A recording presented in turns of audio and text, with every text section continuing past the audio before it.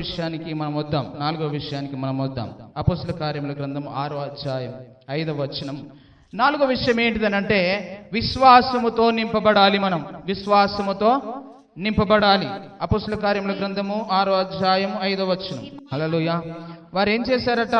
జనసమూహము ఈ మాటలను నమ్మి వారికి ఇష్టము కలిగినప్పుడు, వారు భాషలు మాట్లాడుతున్నప్పుడు, వారు దేవుని యొక్క వాక్యమును బోధిస్తున్నప్పుడు ఇవన్నీ నచ్చి వీటన్నిటికీ వారు ఇష్టపడి విశ్వాసముతోనూ పరిశుద్ధాత్మతోనూ నిండుకొనిన వారై ఉన్నారు.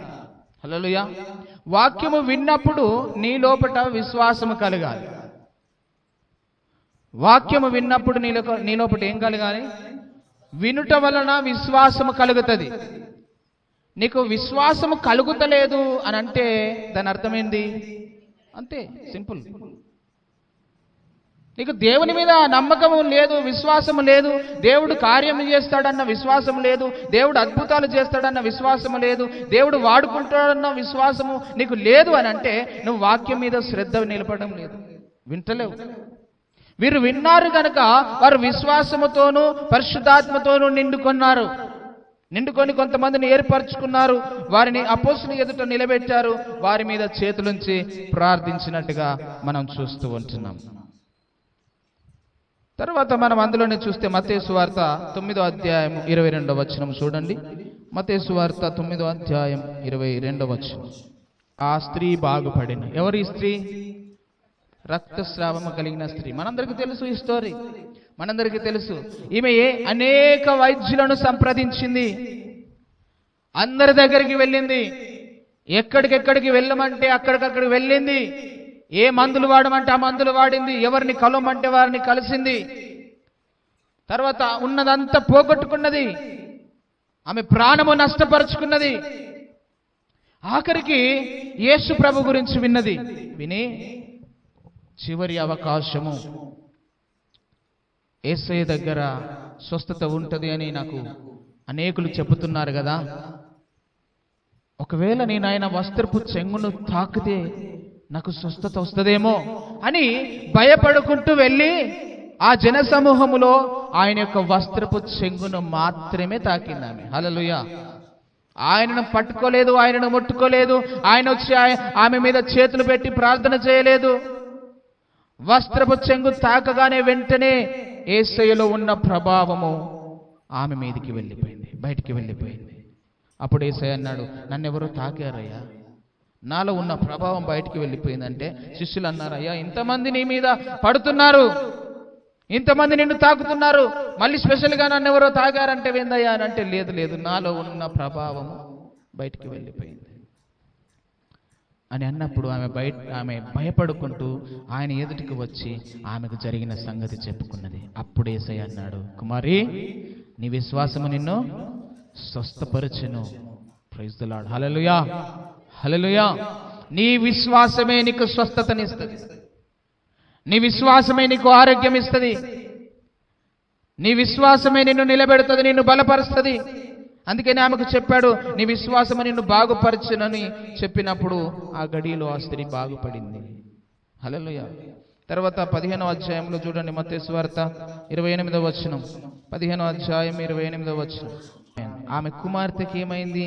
ఆమె కుమార్తె దేవుని దగ్గరికి వచ్చి, దేవా నా కుమార్తెను కరుణించయ్యా. ఎందుకు, ఏమైంది అని అంటే, నా కుమార్తెకు దయ్యం పట్టింది. హల్లెలూయా.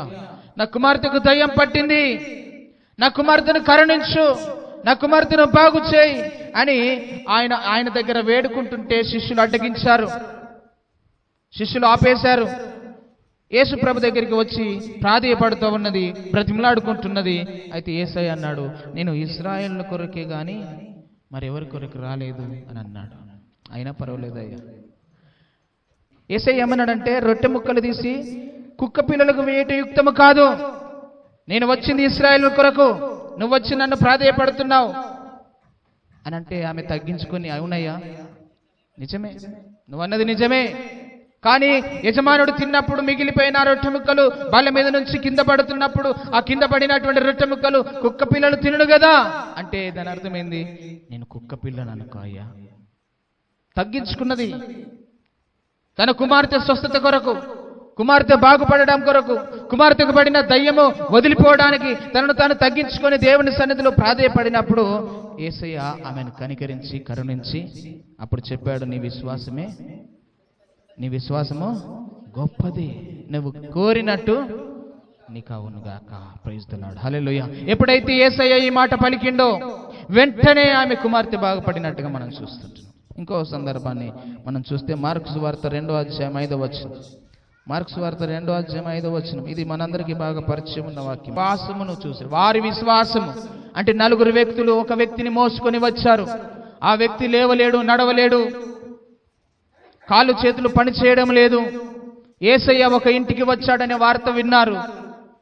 ఎలాగైనా ఈ వ్యక్తిని ఆ ఇంటికి తీసుకెళ్ళాలి, యేసు ప్రభు ఎదుట నిలబెట్టాలి, యేసు ప్రభు ఇతన్ని బాగు చేస్తాడు అనేటువంటి నమ్మకం, విశ్వాసం ఎవరికి కలిగింది? ఒక నలుగురికి కలిగింది. ఆ నలుగురు ఆ వ్యక్తిని మోసుకొని వచ్చి ఇంటి పై కప్పుని విప్పి ఆ ఇంటిలోనికి ఆ వ్యక్తిని యేసు ప్రభు ఉన్న చోటికి దించారు. హల్లెలూయా. యేసు ప్రభు ఉన్న చోటికి దించినప్పుడు వెంటనే యేసయ్య ఆ నలుగురి వైపు చూసి, మీ విశ్వాసము గొప్పది అనుకున్నాడు. ఆ నలుగురి విశ్వాసమును చూసి ఆ పక్షవాయు కలిగినటువంటి వ్యక్తిని అన్నాడు, ఇదిగో కుమారుడా, నీ పాపములు క్షమించబడి ఉన్నవి, నువ్వు లే. హల్లెలూయా. ఒక నలుగురు విశ్వాసము ఒక వ్యక్తిని బాగు చేసింది. ఒక నలుగురుకున్న విశ్వాసం ఒక వ్యక్తి లేచి నడవడానికి ఉపయోగపడ్డది. ఈరోజు మన విశ్వాసం ఎలా ఉంది? మనం విశ్వాసంతో నింపబడి ఉన్నామా? ఒక్కసారి మనం ఆలోచన చేసుకోవాలి కదా. లూకా సువార్త 7వ అధ్యాయము 50వ వచనము ఒకసారి మనం చదువుదాం. ఇక్కడ కూడా మనము ఈ సందర్భాన్ని మనం చూడవచ్చు. ఎవరు ఆ స్త్రీ? పాపాత్ములైనటువంటి స్త్రీ. యేసు ప్రభువు భోజనానికి వచ్చాడని తెలిసి ఒక అత్తరుబుడ్డి తీసుకొని ఆయన పాదాలకు రాస్తూ, ఆమె వెంట్రుకలతో పాదాలను తుడుస్తూ, కన్నీటితో పాదాలను కడుగుతూ ఆ అత్తరుబుడ్డిని ఆయన వెంట్రుకల మీద పోసి, తల మీద పోసి ఎంతగానో ఆయనకు పరిచర్య చేస్తుంది ఆ స్త్రీ. అయితే అక్కడ ఉన్నటువంటి వారు అన్నారు, ఈ స్త్రీ ఎవరో ఈయనకు తెలియదా? ఈమె ఎంత పాపాత్మలో ఈయనకు తెలియదా? ఆయనను ముట్టుకుంటుంది ఆమె, ఏమంటలేడేంది అని అనుకున్నారు. కానీ యేసయ్య అన్నాడు, వారికి ఒక విషయాన్ని చెప్పి, ఈమె విస్తారముగా పాపాలు క్షమింపబడి ఉన్నవి గనుక విస్తారముగా నా దగ్గర పరిచర్య చేస్తుంది. విస్తారమైన పాపములు క్షమించబడి ఉన్నవి. హల్లెలూయా. విస్తారమైన పాపములు క్షమించబడి ఉన్నవి గనుక కృతజ్ఞత కలిగి ఆమె వచ్చి పాదాల సేవ చేస్తుంది యేసయ్య దగ్గర. కన్నీటితో పాదాలు కడుగుతుంది, తలపైన నూనె పోసి అభిషేకము చేస్తూ ఉన్నది, రాస్తూ ఉన్నది నూనె, అత్తరు రాసింది, అంతా చేస్తుంది, పరిచర్య చేస్తుంది. అక్కడ ఉన్నటువంటి వారందరూ అసహించుకుంటున్నారు, ఆమె చిదరించుకుంటున్నారు. ఎందుకు ఈమె వచ్చింది? ఈ పాపాత్మురాలైనటువంటి స్త్రీని ఎందుకు దేవుడు తాకుతున్నాడు, ఎందుకు ఆ వ్యక్తి తాకుతున్నాడు అనుకున్నారు. కానీ యేసయ్య వారికి ఒక చిన్న స్టోరీ చెప్పి ఆ స్త్రీ వైపు తిరిగి సీమోనుతో కొన్ని విషయాలు చెప్పి ఆమెను పాపాలు క్షమించబడి ఉన్నవి గనక ఆమె ఈ విధంగా చేస్తుంది అని చెప్పాడు. ఒకసారి 48వ వచనం చదువు. 47వ వచనం, 47వ వచనం, 48వ వచనం. ఆమె విస్తారముగా ప్రేమించను గనక. ఆమేన్, ప్రైజ్ ది లార్డ్, హల్లెలూయా. విస్తారముగా ప్రేమించింది గనక విస్తారమైనటువంటి పాపములు క్షమించబడి ఉన్నవి.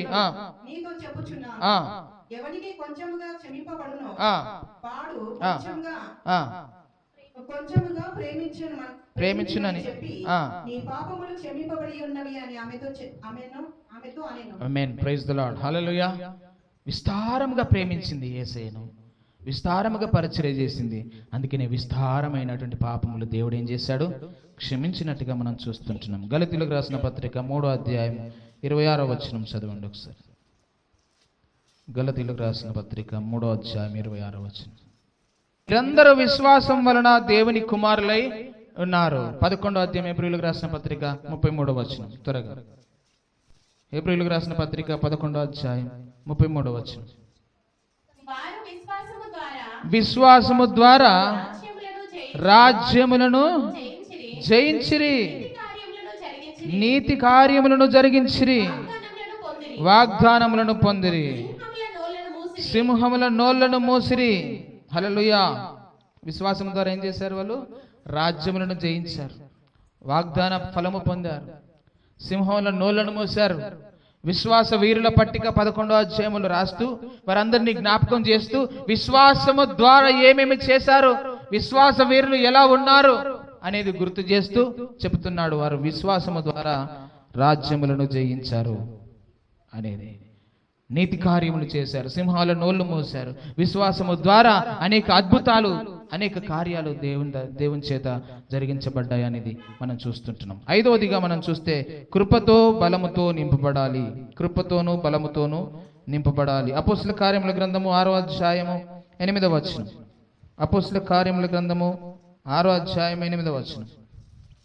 కృపతోనూ బలముతోనూ నిండుకున్నాడు స్టెఫెన్. గనుక ఆయన ఏం చేస్తున్నాడు? ప్రజల మధ్య మహత్కార్యములను, గొప్ప సూచక్రియలను చేస్తున్నట్టుగా మనం చూస్తుంటున్నాం. కనుక దేవుని యొక్క కృప, దేవుని యొక్క బలము మనకు అవసరమై ఉన్నది. దాని చేత మనము నింపబడాలి. అందుకే కీర్తనకారుడు 90వ కీర్తన 14వ వచనములు ఈ విధంగా అన్నాడు. ఒకసారి చదువుతారా? 90వ కీర్తన 14వ వచనం.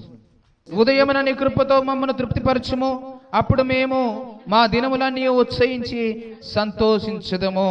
కీర్తనకారుడు అంటున్నాడు, ఉదయమున నీ కృప చేత మమ్మలను తృప్తిపరచుము. అప్పుడు ఏమైతుంది? మేము మా దినములన్నీ ఉత్సాహించి సంతోషించదము. ఉదయమందు దేవుని యొక్క కృప కొరకు మనం కనిపెట్టాలి. మనం ఉదయం లేవగానే, మన పడకల మీద లేవగానే దేవుని యొక్క కృప సహాయము కొరకు మనం వేడుకోవాలి. అప్పుడు మన దినములన్నీ కూడా ఉత్సాహముగా, సంతోషముగా ఉంటాయి అనేది మనం చూస్తుంటున్నాం. 119వ కీర్తన 88వ వచనం. 119వ కీర్తన 88వ వచనం. నీవు నియమించిన శాసనమును నేను అనుసరించినట్లు నీ కృప చేత నన్ను బ్రతికించుము. నీ కృప చేత నన్ను బ్రతికించుము. త్వరగా ఇంకొక మాట చదువుదాం. తిమోతి పత్రిక 2వ తిమోతి పత్రిక 2వ అధ్యాయం 1వ వచనం. బలవంతుడవు కమ్ము. ఫిలిప్పులకు రాసిన పత్రిక 4వ అధ్యాయం 13వ వచనం. నన్ను బలపరచువాని అందే నేను సమస్తము చేయగలను. అపొస్తలుడైనటువంటి పౌలు గారు ఎన్నో శ్రమలను, ఎన్నో కష్టాలను ఎన్నో అనుభవించాడు. ఆయన పరిచర్యలు, ఆయన ప్రయాణాలలో, అనేక సందర్భాలలో అనేక కష్టాలు ఆయన అనుభవించినట్టుగా మనం చూస్తుంటున్నాం. అయితే ఆయనను బలపరచువాడు ఆయన ఎంబడి ఉన్నాడు కాబట్టే ఆయన సమస్తము చేయగలుగుతున్నాడు. ఎక్కడికి వెళ్ళినా, ఏ ప్రయాణము చేసినా, ఎక్కడికి ఏ గ్రామానికి వెళ్ళి సువార్త చెప్పినా అనేకమైన ఆటంకాలు ఎదుర్కొన్నాడు అపొస్తలుడైనటువంటి పౌలు గారు. ఇలాంటి సందర్భంలో బలపరచువాడు ఆయన ఎంబడి ఉన్నాడు గనక, ఆయనను బలపరుస్తూ ఉన్నాడు గనక, ఆయన బలపరుస్తూ ఉన్నప్పటికీ ఈయన ఇంకా ముందుకు వెళుతూ ఉన్నాడు. అందుకనే సమస్తమును పెంటతో సమానముగా ఎంచుకొని ఉన్నాడు. ఏది కూడా లెక్క చేయలేదు, ఏది కూడా లాభకరమని అనుకోలేదు. దేవుని యొక్క సేవే లాభకరం అనుకున్నాడు. దేవుని యొక్క సువార్త ప్రకటించడమే లాభకరం అనుకున్నాడు. కనుక అనేకమైనటువంటి ఆటంకాలకు వెళ్ళి ఆయన వెళ్ళినట్టుగా మనం చూస్తుంటున్నాం. బలపరచువాడు మన ఎంబడి ఉండాలి. ఆయన కృప చేత, బలము చేత మనము నింపబడాలి. తర్వాత 6వదిగా మనం చూస్తే దేవుని భయము చేత నింపబడాలి. దేవుని భయము చేత. లూకా సువార్త 5వ అధ్యాయం 26వ వచనం. 5వ అధ్యాయం 26వ వచనం. అందరూ విస్మయముంది, నేడు గొప్ప వింతలు చూసితిమని దేవుని మహిమపరచుచు భయముతో నిండుకొనిరి. ఇక్కడ ఈ సందర్భమును మనం చూసినట్లయితే అందరూ విస్మయం పొందారు. ఇందాక మనము చదువుకున్నటువంటి వాక్య భాగమే ఇది, అది ఒకటే సందర్భంలో జరిగింది. అయితే ఎప్పుడైతే దేవుడు అద్భుతము చేశాడో, ఎప్పుడైతే ఆ వ్యక్తిని నిలబెట్టాడో, ఎప్పుడైతే నడిపించాడో, ఆ విషయాన్ని అందరూ చూసి విస్మయమైపోయారు, భయపడిపోయారు. అందరూ దేవునికి ఆశ్చర్యపడ్డారు. ఎందుకు అని అంటే ఎన్నడూ చూడని అద్భుతాలు చూస్తున్నారు వాళ్ళు. హల్లెలూయా. అందుకనే భయం కలిగింది వారిలో. ఇంత అద్భుతం జరిగిందా? నిజంగా ఒక మనిషిని పాపములు క్షమించి ఇలాగ నిలబెట్టగలడా? వారు అప్పటికి యేసు ప్రభును మనుష్యుడే అనుకుంటున్నారు. ఒక రక్షకుడు అనుకోవడం లేదు, దేవుని కుమారుడు అనుకోవడం లేదు, ఆయన దేవుని చేత పంపబడినటువంటి వాడు ఆయన అనుకోవడం లేదు. కానీ ఏమనుకుంటున్నారు? ఒక మనుషుడు ఇంకొక మనిషిని క్షమించడమా? ఒక మనిషి పాపాలను క్షమించడమా? విస్మయం పొందిపోయారు, ఆశ్చర్యపడ్డారు. అప్పుడు దేవునికి భయపడ్డారు. హల్లెలూయా, దేవునికి భయపడ్డారు. తర్వాత మనం చూస్తే సామెతల గ్రంథం 28వ అధ్యాయం 14వ వచనం, అలాగే నిర్గమకాండం 1వ అధ్యాయం 21వ వచనం. సామెతలు 28:14. నిత్యము భయము కలిగి ప్రవర్తించువాడు ధన్యుడు, హృదయమును కఠినపరుచుకున్నవాడు కీడులో పడతాడు. హల్లెలూయా. నిత్యము భయము కలిగి, ఎవరికి భయం కలగాల? ఎవరి పట్ల భయం కలగాలి? దేవుని పట్ల భయం. ఎప్పుడైతే భయం కలిగి ప్రవర్తిస్తాడో వాడు ఎలాగుంటాడట? కీడులో పడకుండా ఉంటాడు. Praise the Lord. హల్లెలూయా. దేవుని పట్ల భయం, భక్తి కలిగి ఎప్పుడైతే జీవిస్తావో, దేవుడు ఉన్నాడనే భయం ఎప్పుడైతే నీకు ఉంటుందో, కీడులో పడే అవకాశం ఉండదు, పాపము చేసే అవకాశం ఉండదు. భయం లేకపోతేనే పాపము చేసే అవకాశాలు ఎక్కువగా కనబడతాయి. దేవుడంటే భయం లేదు కాబట్టి పాపానికి ఎక్కువగా ప్రాధాన్యత ఇస్తూ ఉంటాం. దేవుడంటే భయం లేదు కాబట్టి మనము అనేక సార్లు తప్పిపోతూ ఉన్నాం. దేవుని పట్ల ఎప్పుడైతే భయం కలిగి ఉంటావో నువ్వు కీడులో పడే అవకాశం అనేది ఉండదు అనేది ఇక్కడ మనం చూస్తుంటున్నాం. నిర్గమకాండం 1:21లో మంత్రసానులు దేవునికి భయపడ్డారు అని మనం చూస్తుంటాం. దేవునికి భయపడినందున ఆయన వారికి వంశాభివృద్ధిని కలుగజేశాడు. హల్లెలూయా. దేవునికి భయపడ్డారు. ఒక మనిషిని మాట వినలేదు, మనుషునికి భయపడలేదు. మనుషుడు చెప్పింది, రాజు చెప్పింది చేయకుండా దేవునికి భయపడి, దేవునికి లోబడి, దేవుని మాట ప్రకారంగా వారు చేశారు కాబట్టి వారికి వంశాభివృద్ధి కలిగిందని మనం చూస్తుంటున్నాం. అపోస్తల కార్యముల గ్రంథము 5వ అధ్యాయం 11వ వచనం.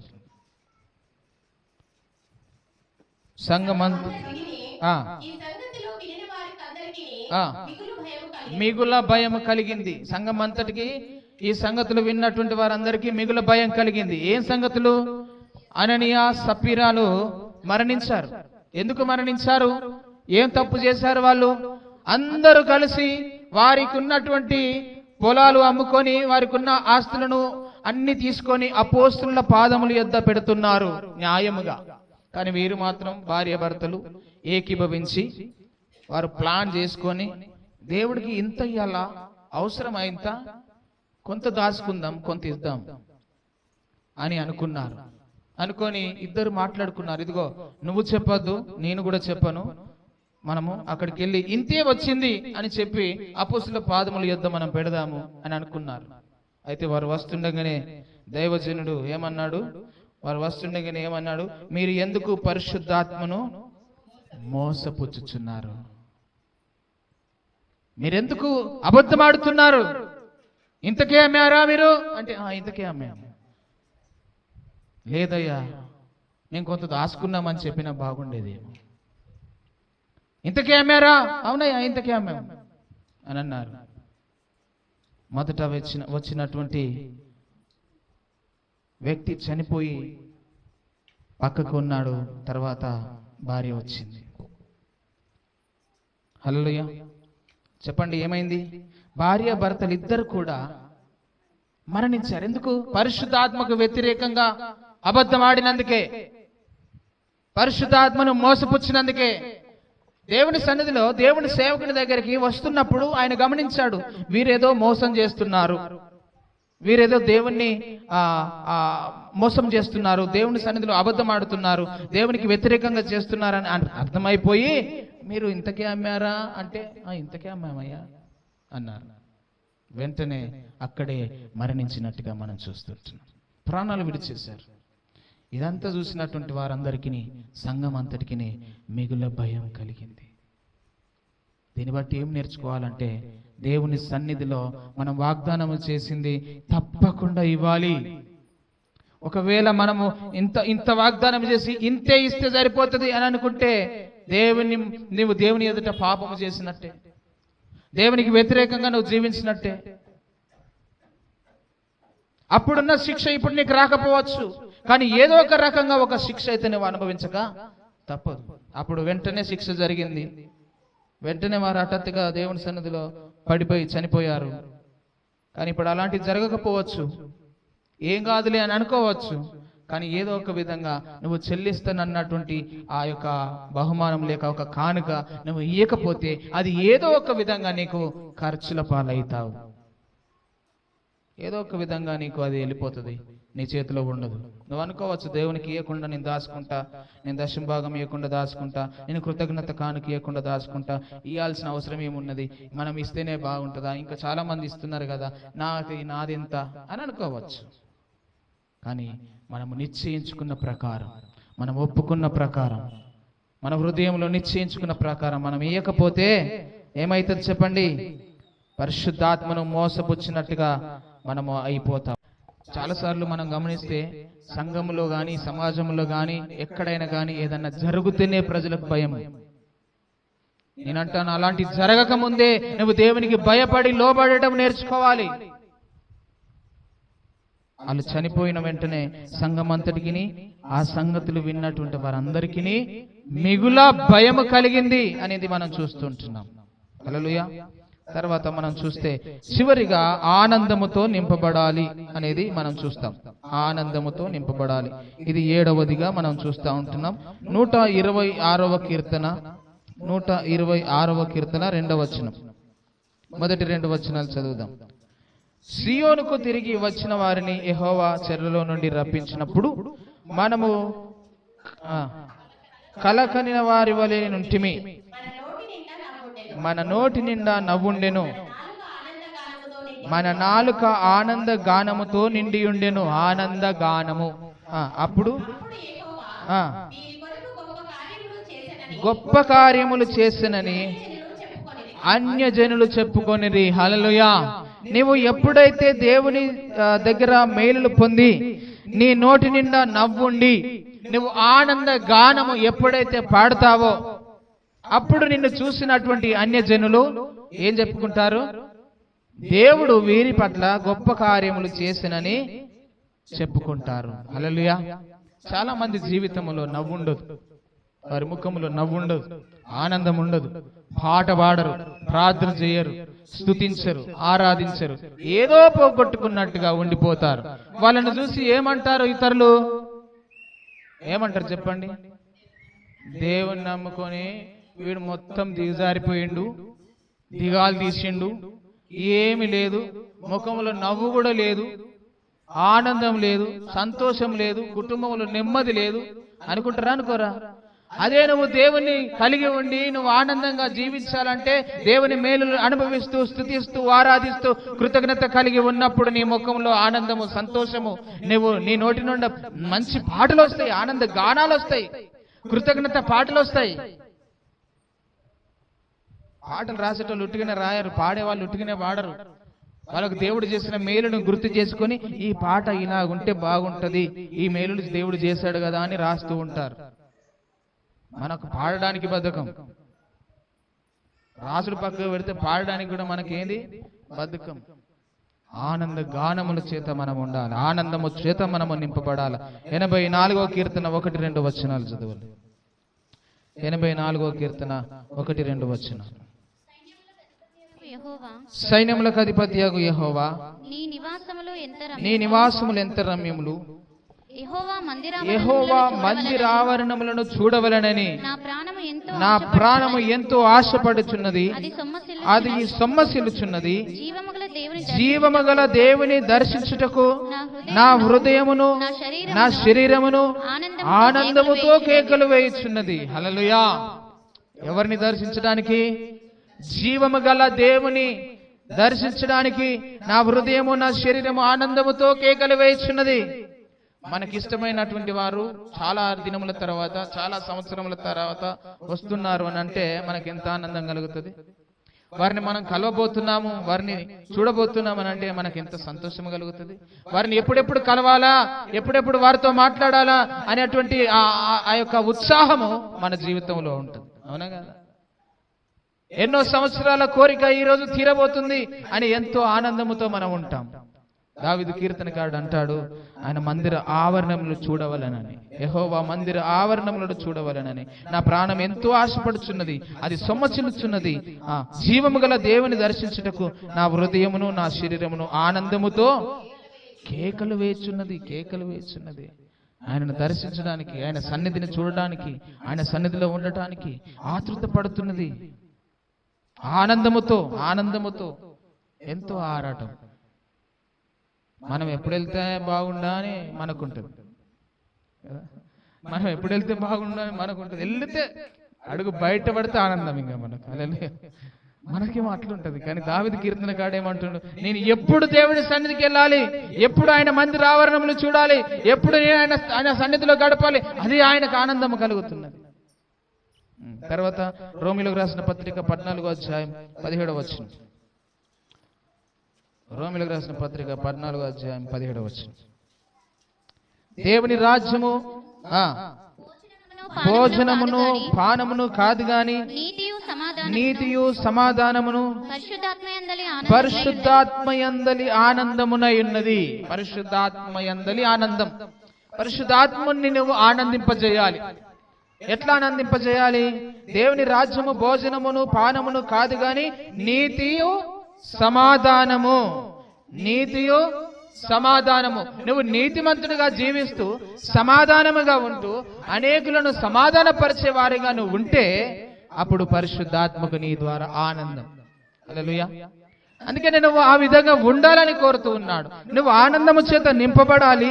పరిశుద్ధాత్మను ఆనందంగా ఉంచాలి. పరిశుద్ధాత్మను దుఃఖపరిచే విధముగా మనం ఉండకూడదు. అందుకే మనం చూసాం కదా, పరిశుద్ధాత్మను దుఃఖపరచకుడి అని అన్నాడు. పరిశుద్ధాత్మను మనం ఆనందింపజేయాలి అని అంటే మనం ఆనందంగా ఉండాలి. ఎట్లా? నీతిమంతులుగా మనం ఉండాలి, సమాధానముగా మనం ఉండాలి, ఇతరులను సమాధాన పరిచే విధముగా మనం ఉండాలి. చివరిగా హెబ్రీయులకు రాసిన పత్రిక 12వ అధ్యాయం 1-2 వచనాలను మనం చూసి ముగించుకుందాం. హెబ్రీయులకు రాసిన పత్రిక 12వ అధ్యాయం.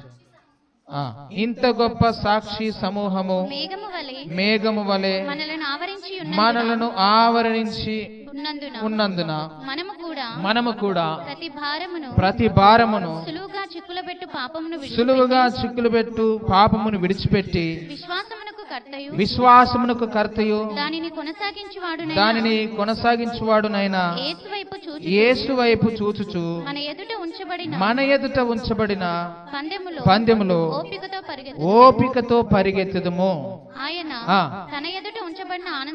తన ఎదుట ఉంచబడిన ఆనందము కొరకై అవమానమును నిర్లక్ష్యపెట్టి సిలువను సహించి దేవుని సింహాసనము యొక్క కుడి పార్శ్వమున ఆసీనుడై ఉన్నాడు. హల్లెలూయా. యేసుక్రీస్తు ప్రభు గురించి మనం ఇక్కడ చూస్తుంటున్నాం. చాలా సార్లు మనం ఇది మాట్లాడుకున్నాం. 11వ అధ్యాయంలో సాక్షి సమూహము గుంపు కనబడుతూ ఉంటది.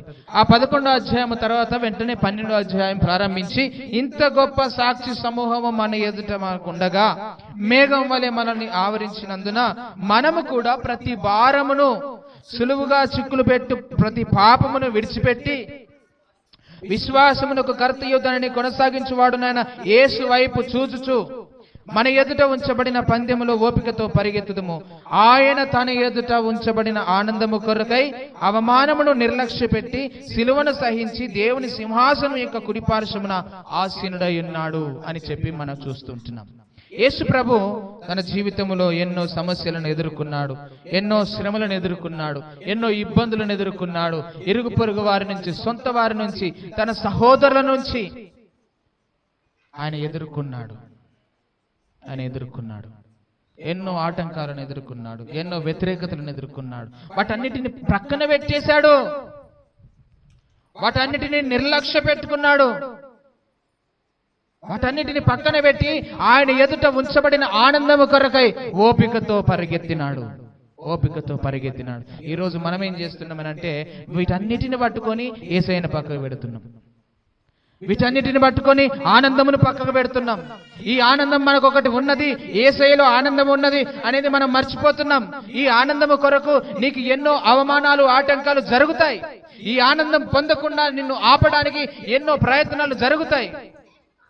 నిన్ను అపవాది ఎన్నోసార్లు ఆటంకపరుస్తాడు. ఏం పోతావులే, ఏం వింటావులే, ఏం పాడుతావులే, ఏం పరిచయం చేస్తావులే, నిన్ను ఆపేస్తాడు. ఆ ఆనందమును పొందుకోకుండా చేస్తాడు, ఆ సంతోషంను అనుభవించకుండా చేస్తాడు. యేసయ్యకు కూడా అలాగే జరిగింది, పౌలు గారికి అలాగే జరిగింది. ఆనందమును పొందుకోలేకుండా చేయాలని సాతానుడు ఎన్నో ప్రయత్నాలు చేస్తున్నప్పటికీ కూడా అవమానము నిర్లక్ష్య పెట్టాడు, అన్నిటిని ప్రక్కన పెట్టాడు. దేవుని ఎదుట అనగా యేసుక్రీస్తు ఎదుట ఉంచబడినటువంటి ఆనందము కొరకై ఓపికతో పరిగెత్తినట్టుగా మనం చూస్తూ ఉంటున్నాం. నువ్వు ఈరోజు ఏం చేస్తున్నావు? మనమందరం ఏం చేస్తున్నాం? ఆనందమును పక్కకు పెడుతున్నాం, యేసయ్యను పక్కకు పెడుతున్నాం. ఇవన్నిటిని మనం పట్టుకుంటున్నాం. నిందలు, హింసలు, శ్రమలు, అనేక రకాల మాటలు, అవమానాలు, వీటన్నిటిని మనం వాటిని పట్టుకొని అక్కడే ఉండిపోతున్నాం, అక్కడే కూర్చుంటున్నాం. ఇట్లాగన్నారు నన్ను అలాగన్నారు, నన్ను ఇంత అవమానపరిచారు, నన్ను అంత అవమానపరిచారు, నన్ను ఇన్ని నిందలేశారు, నన్ను ఇట్లా మాట్లాడిరు అట్లా మాట్లాడిరు అని చెప్పి వాటిని పట్టుకొని ఆనందాన్ని కోల్పోతున్నాం. యేసయ్యను మర్చిపోతున్నాం. కానీ యేసయ్య ఏం చేసినాడు? ఇవన్నీ ఆనందం పొందుకోకుండా ఆపి అటువంటి ఆటంకాలు, వీటన్నిటిని మనం నిర్లక్ష్య పెట్టాలి అని వాటిని నిర్లక్ష్య పెట్టి అన్నిటిని సహించాడు. సిలువను సహించాడు, ఓర్చుకున్నాడు. సిలువ అంటే శ్రమలను అన్నిటిని సహించుకున్నాడు, నిందలను భరించుకున్నాడు, ఓపికతో పరిగెత్తాడు, ఆనందము కొరకై పరిగెత్తాడు. యేసయ్య తండ్రి కుడి పార్శ్వమున కూర్చుండగలిగాడు. ఈరోజు ఒకవేళ ఆయన కూడా మనలాగా అన్ని పట్టుకొని ఉంటే ఆ ఆనందం పొందుకోగలేడు. తండ్రి కుడి పార్శ్వమున కూర్చోలేడు, తండ్రి చిత్తము నెరవేర్చలేడు, తండ్రి ఉద్దేశము నెరవేర్చలేడు. మనం అట్లా ఉండకూడదు. మనము కూడా అన్నిటినీ వదిలిపెట్టుకోవాలి.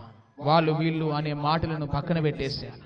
నిందలు, అవమానాలు మనం పక్కన పెట్టేసేయాలి. అన్ని అవమానాలను పక్కన పెట్టేసేయాలి. శ్రమలను సహించాలి, ఓర్చుకోవాలి.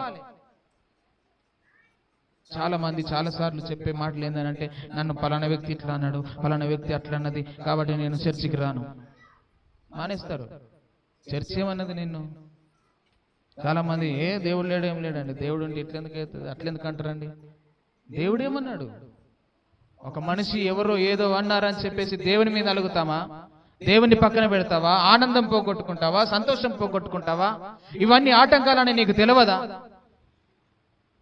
ఆనందం పొందుకోకుండా చేసే శక్తులని నీకు తెలియదా? ఇవి ఎప్పుడైతే నువ్వు తెలుసుకుంటావో వాటన్నిటిని పక్కన పెట్టి ఆ ఆనందము కొరకు పరిగెడతావు. అందుకనే మనం ఆనందము చేత నింపబడే వారముగా ఉండాలి. ఇది దేవుడు కోరుకునేది మన జీవితము. దేవుడు కోరుకునే మన జీవితం ఏంటిదనంటే, నువ్వు నీతి ఫలము చేత నింపబడాలని, వాక్యము చేత నింపబడాలని, పరిశుద్ధాత్మ చేత నింపబడాలని, విశ్వాసముతో, కృపతో, బలముతో, ఆనందముతో మనము నింపబడాలని దేవుడు కోరుకుంటే, సాతానుడు వీటన్నిటికీ దూరపరచాలని వాడు ప్రయత్నాలు చేస్తున్నాడు. మనమేమో సాతాను తంత్రాలను తెలుసుకోలేకపోతున్నాం, వాని యొక్క ఆలోచనలు ఎరగలేకపోతున్నాం, గమనించలేకపోతున్నాం. మనం అందుకనే ఇప్పటికైనా మనం కళ్ళు తెరుచుకొని వాని యొక్క ఆలోచనలు మనం గుర్తెరిగి ప్రభుకు దగ్గర అయ్యే ప్రయత్నం చేయాలి. ఇవన్నిటిని మనం పొందుకునే ప్రయత్నం చేయాలి. వీటన్నిటి చేత మనం నింపబడే ప్రయత్నం చేయాలి. కాబట్టి ఈరోజు దేవుడు మనకు సెలవిస్తున్నాడు. ఈరోజు నువ్వు దేని చేత నింపబడ్డావు?